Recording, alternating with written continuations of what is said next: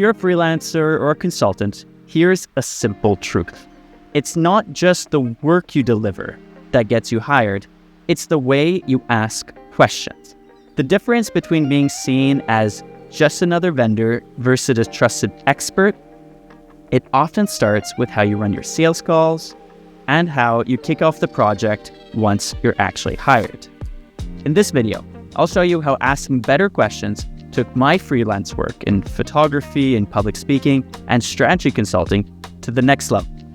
And more importantly, how you can use the same approach to win better clients and manage your projects more effectively. Hey, I'm Nicholas Belvo, and this is part of a series where we explore the power of asking better questions. Whether for your career, your relationships, or your personal growth, my goal is to help you think sharper, communicate more effectively, and help you navigate life with greater intention. That sounds interesting to you? Hit subscribe to follow along, and let's get into today's video. So, freelancers and consultants often think their value lies in having all the answers, in showing up with the right solution, the right portfolio, the right pitch. But in my experience, what really sets you apart is how you seek understanding. It's when you ask the kinds of questions that makes your client stop and say, that's a really good point. I hadn't thought of that. Moments like that, moments that you really get your client thinking, well, that's where the trust begins. That's where your positioning shifts from just another freelancer to someone I need on my team. In this video, I wanted to address two moments in the client lifecycle where questions are really vital. Client acquisition, your sales call, and the kickoff call, where you're starting the project. Let's start at the beginning with client acquisition. A strong sales call isn't about convincing someone. It's really more about understanding them better than anyone else can. Depending on the field you're in, well, the questions you'll ask will vary quite a bit. So, as I've mentioned, I'm a communication consultant and a wedding photographer. I wear many different hats. Obviously, I'm not asking the same question to a couple looking for their dream wedding photographer versus a startup founder looking for some marketing help. In any situation, the questions boil down to some basic ideas that I want to share with you, so no matter the field you're in, they should be able to help. The main question, the core piece, boils down to what's the real reason you're looking for help right now? Or really more simply, what are you looking for? Understanding the problem, what they're willing to pay money for to find a solution is really vital for you to understand.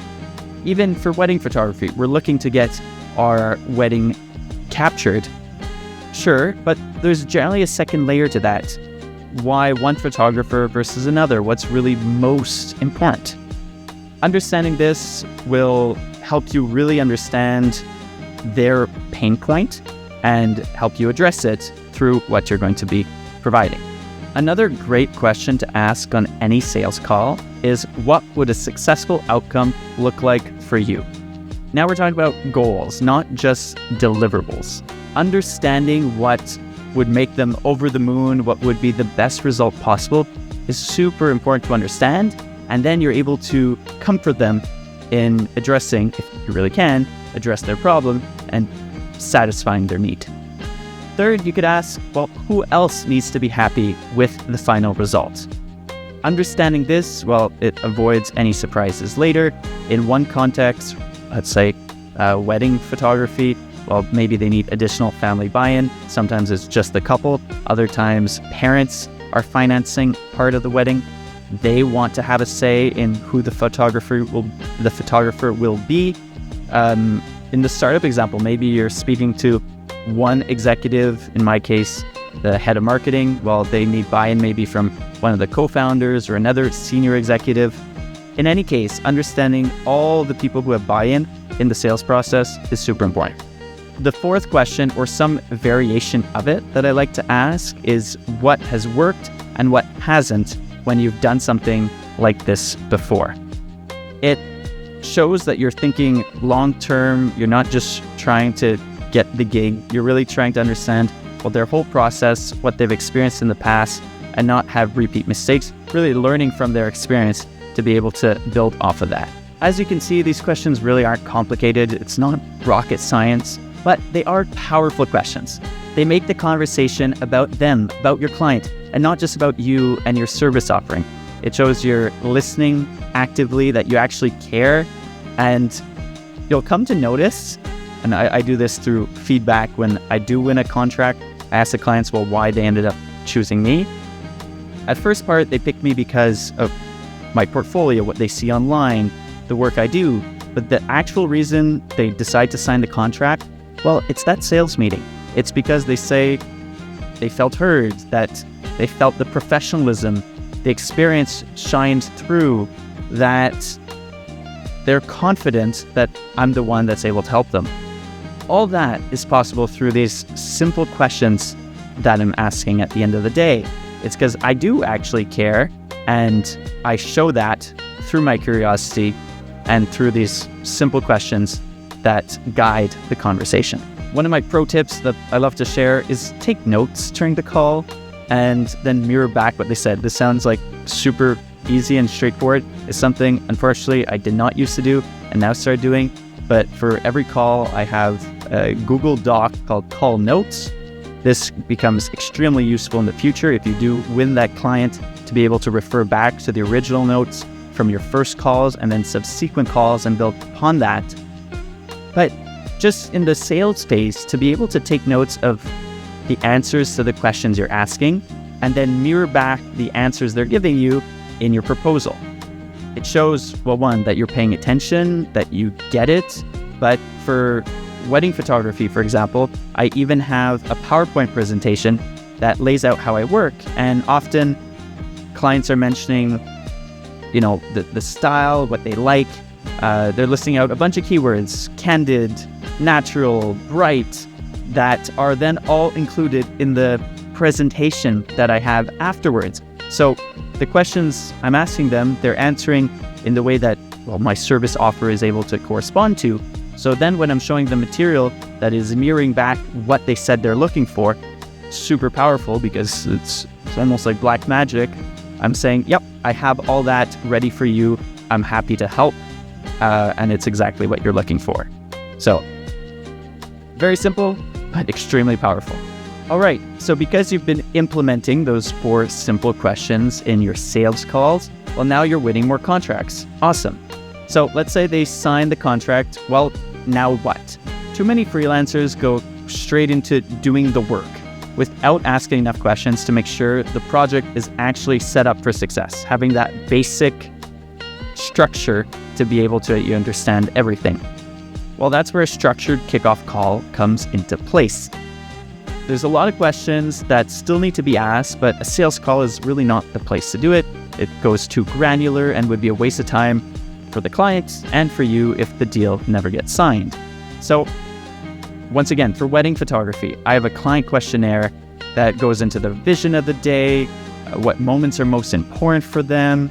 I have a question where I ask them to describe their couple in 3 words, to better grasp their vibe. It's really a series of questions that I've taken the time to really think through and make them impactful and useful as possible. I've iterated this over time, used ChatGPT to improve the questions. Great questions take work. They don't always just come up in a blink of an eye during a meeting. Sometimes you have to think of them. And I've really seen now over time the benefit of using them to understand my clients on a deeper level, that they feel like I just get them. And I do because of these great questions. I'm a big fan of questioning, if you've not noticed. Same thing for public speaking or my consulting work. I have 5 questions that I generally ask on every call, and I want to share them with you so you could add them to your toolkit for your kickoff meetings. So the first one, what are the key things I should not miss in this project? This really helps unturn any hidden stones or any, hidden information that are make or break moments. Understanding this is really important because Once again, in a sales call, you'll probably not cover this, but maybe they'll identify one element that's super important for them, but they did not have the chance to communicate to you until this point. So you giving them the floor and the opportunity to answer that is super important and really important information for you to have. The second question, are there any examples, good or bad, of work you've seen that helps clarify your vision? So this helps align expectations visually and emotionally. Once again, no matter the type of work you're in, for me, for photography, having visual examples is super important. So I do a mood board so they could visually share any ideas they have versus saying, we want a picture with the car we rented. Well, that could go into so many directions. It could be a picture of them driving, a picture of the car static, a top-down shot from a drone. Whatever the case may be, having a visual understanding in photography is super important. Same thing for consulting work, having a vision of what for them the deliverable might be or a successful outcome. All this is super important, and that's the second most important question you should ask. Third of all, who needs to be looped in and how do you prefer to communicate? So we already asked a similar question on the sales call of who needs to be, who's making this decision. Well, now you won the deal, but it could be different of who is actually now managing the project. This is really more true in a B2B environment in a larger organization, because who signs the deal is often very different than who is actually managing the relationship or who is expecting the deliverables. So understanding who are all the people who have some sort of buy-in is pretty vital and important information if you didn't ask that already. Another good question for you to add to your kit, what's the story you want people to feel or understand when they see the final result?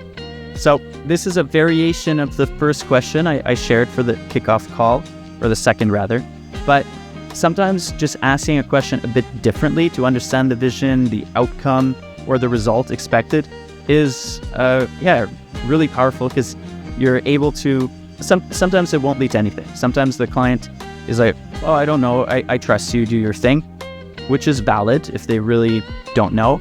But sometimes it'll give you a glimpse of additional information that, once again, you're able to build off of and have that additional information for them to understand what they're hoping for. And then if you're able to best align with that, with the vision they have in their head, while you're setting yourself up for success. The last question, and one that is often forgotten with, I'd say, novice freelancers or professionals, what would the best next step be? Understanding for them how they would like to proceed, you should always guide that and share how you would like to approach this and how you would like to move forward and when you're going to touch base next or what the next deliverable is. But understanding for them what they would like as well is great, because then you're not just leading it 100%. You're asking for their feedback and their participation to make sure that, all parties are comfortable with what's going to happen, and no one's just like waiting, twiddling their thumbs, waiting for an email or a call that never comes, and then there's some deception that comes into place because it wasn't clear of what is happening next and when. Once again, here the call notes document I mentioned earlier is really your best friend to be able to follow along what your client is telling you during this kickoff call, to be able to refer back to it, being able to build off of it, and just not forget any information. Our brains aren't perfect. That's why we use pen and paper, technology, whatever the vehicle for you to store this information, it works best for you, do it. But just the idea of taking notes during meetings is just a sign of professionalism, because you can't expect to just recall everything. And it is, honestly, one of my favorite hacks over the last 2 years to be able to perform better. My hope with sharing all these questions is that it'll lead to a mindset shift for you.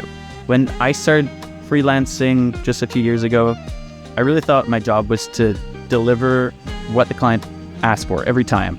But what I learned is this: clients don't always know what they want or what they actually need. The better I got at asking thoughtful, strategic questions, the more I was invited into deeper conversations. Budgets and timelines become more flexible. Scope expands to include new creative ideas. You become trusted, not just to execute on a project, but to shape the direction of it as a whole. This shift didn't just help me do better work at the end of the day. It helped me to be able to charge more, to work with better clients, the clients I really want to work with, and feel more confident about the value I'm able to bring. So to recap, here are 2 easy ways to start using questions to improve your life as a freelancer. First of all, start every sales call with curiosity, not a pitch. Don't lead with, here's what I do. Start with, tell me more about you and what you're looking to achieve. And second of all, create a kickoff call checklist. Prepare a set of go-to questions that help you uncover their goals, their challenges, their expectations, and their context. If you've been following along this series on questioning, well, maybe you'll know this already, but asking better questions won't just make you a better freelancer. It'll make you a better listener, a better collaborator, and a better thinker. Because at the heart of freelance work isn't just delivering, it's understanding. So to all my freelance or consultant friends out there, what's your favorite question to ask on a sales call? Let me know. I'd love to hear it in the comments. Maybe I'll integrate it in my toolkit, or it might give inspiration and ideas to others listening. But yeah, I hope this list is useful. You could find these questions down in the comments or in the description below. Thank you for tuning in, and I'll see you in the next video.